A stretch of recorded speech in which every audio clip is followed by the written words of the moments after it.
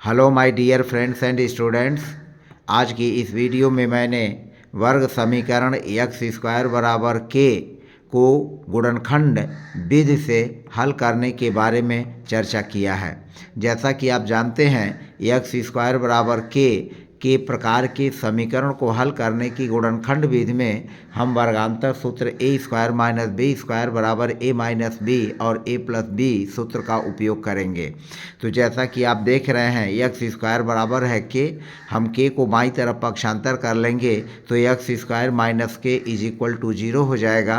उसके बाद यह हो जाएगा अंडर ब्रैकेट एक्स का वर्ग माइनस के का वर्गमूल हो जाएगा अंडर रूट के, और अंडर रूट के का जब वर्ग करेंगे तो यह के हो जाएगा। तो इस तरह से हुआ under bracket x square minus under root k का whole square is equal to 0। अब इसका गुणनखंड कर लेंगे तो गुणनखंड में हो जाएगा x minus under root k और फिर under bracket x plus under root k बराबर 0। अब जैसा कि आप जानते हैं जब x minus under root k बराबर 0 है तो एक्स बराबर होगा अंडर रूट के, और जब एक्स धन अंडर रूट के इज इक्वल टू 0 है तो एक्स का जो मूल्य होगा वह हो जाएगा माइनस अंडर रूट के। तो इस तरह से आपने देखा कि इस प्रकार के वर्ग समीकरणों को हल करने के लिए जो हमारा मेन सूत्र बनेगा वह इसके आधार पर हम जो इस तरह के प्रश्नों को जब हल करेंगे तो हमारा एक्स का वैल्यू आएगा प्लस माइनस रूट के, और इस सूत्र का उपयोग करके भी हम वर्ग समीकरणों को आसानी से हल कर सकते हैं। अब जैसा कि मैंने एक एग्जाम्पल लिया है और वर्ग समीकरण को गुणनखंड विधि से हल करने के बारे में हमने स्पष्ट किया है। मान लीजिए हमारा एक सवाल है x square is equal to 121, x square बराबर 121। अब हमें इसे गुणनखंड विधि से हल करना है तो हम लिखेंगे एक्स स्क्वायर, इसको पक्षांतर कर लेंगे माइनस 121 बराबर हो जाएगा 0। एक्स स्क्वायर माइनस 121 बराबर 0। हम इसको लिख सकते हैं एक्स स्क्वायर माइनस 121 को, जैसा कि आप जानते हैं इसका गुणनखंड होता है 11 गुणे 11 इज इक्वल टू 0। हम इसको अगेन लिख सकते हैं एक्स स्क्वायर माइनस 11 पर 2 की घात इज इक्वल टू 0। अब हम इसको गुणनखंड जब करेंगे तो यह हो जाएगा एक्स माइनस 11 एक कोष्ठक में, और फिर हो जाएगा एक्स प्लस 11 बराबर हो जाएगा 0। एक्स माइनस 11 और एक्स प्लस 11 बराबर 0। अब जब देख सकते हैं कि x माइनस 11 और x प्लस 11 बराबर 0 है, जब x माइनस 11 बराबर 0, x माइनस 11 बराबर 0, तब x की जो वैल्यू होगी वह हो जाएगी 11। x की वैल्यू होगी 11, और फिर जब x प्लस 11 बराबर 0, तब जो हमारी x की वैल्यू होगी वह हो जाएगी माइनस 11। तो इस तरह से आपने देखा कि जो हमारा x का सॉल्यूशन है वह है 11 और फिर माइनस 11। तो x के दो मूल हुए, x बराबर 11 और x बराबर माइनस 11। तो यह द्विघात समीकरणों को हम इस तरह से गुणनखंड विधि का उपयोग करके आसानी से हल कर सकते हैं। अब हम चलते हैं हमारा दूसरा सवाल है जेड स्क्वायर माइनस 49 बराबर 0। अब इस समीकरण को हल करने के लिए हम जेड स्क्वायर माइनस 49 का गुणनखंड होगा 7 गुणे 7 बराबर हो जाएगा 0। फिर जेड स्क्वायर माइनस 7 गुणे 7 पर हो जाएगा 2 की घात इज इक्वल टू 0। अब हम क्या करेंगे, गुणनखंड कर लेंगे तो एक में होगा जेड माइनस 7 और फिर अगला होगा z plus 7 is equal to 0। Z minus 7 और जेड प्लस 7 बराबर 0। अब हम इसको क्या कर सकते हैं, जब जेड माइनस 7 बराबर 0 है तब हमारा क्या है जेड बराबर 7 होगा, और जब जेड प्लस 7 बराबर 0 है तब जेड का मान -7 हो जाएगा।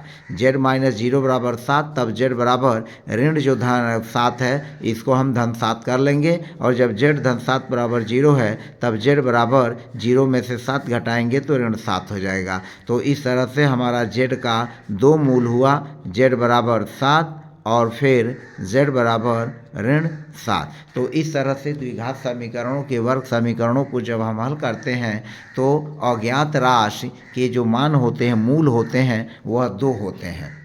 इसी तरह से हम एक अगला सवाल लेते हैं और उस अगले सवाल को पुनः हल करते हैं ताकि हम क्लियर कंसेप्शन में हो जाएं और अब सवाल को लगाने में कोई असुविधा न हो। मान लीजिए हमारे पास 16x² माइनस 81 बराबर 0 है। यह हमने एक तीसरा उदाहरण लिया है, 16x² माइनस 81 बराबर 0। अब हम क्या करेंगे, इसका भी गुणनखंड कर लेंगे। तो 16 का जो गुणनखंड होगा 4 गुणा 4 x² माइनस 81 का हो जाएगा 9 गुणे 9 बराबर 0। अब हम इसको लिख सकते हैं 4 पर 2 की घात x पर 2 की घात माइनस 9 पर 2 की घात इज इक्वल टू 0। अब चूंकि यहाँ 4 पर 2 की घात है, x पर 2 की घात है, तो हम इसको लिख सकते हैं 4x to the power 2 minus यहाँ हो जाएगा 9 पर 2 की घात इज इक्वल टू 0। अब हम क्या करेंगे, वर्गांतर सूत्र का उपयोग करते हुए 4x माइनस 9 को एक कोष्ठक में लिखेंगे और फिर 4x प्लस 9 को एक कोष्ठक में लिखेंगे और हमारा गुणनखंड हो जाएगा 4x ऋण 9 और फिर 4x धन 9 बराबर 0। अब हम वही प्रक्रिया अपना लेंगे।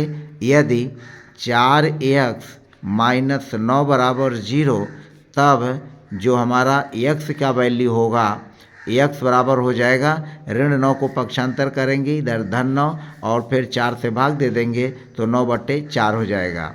और फिर जब हम 4x plus 9 is equal to 0, 4x plus 9 is equal to 0, तब जो कंडीशन बनेगी वह क्या बनेगी, x बराबर -9 कर लेंगे, चूँकि प्लस 9 है तो -9/4 यानी 4 से भाग दे देंगे।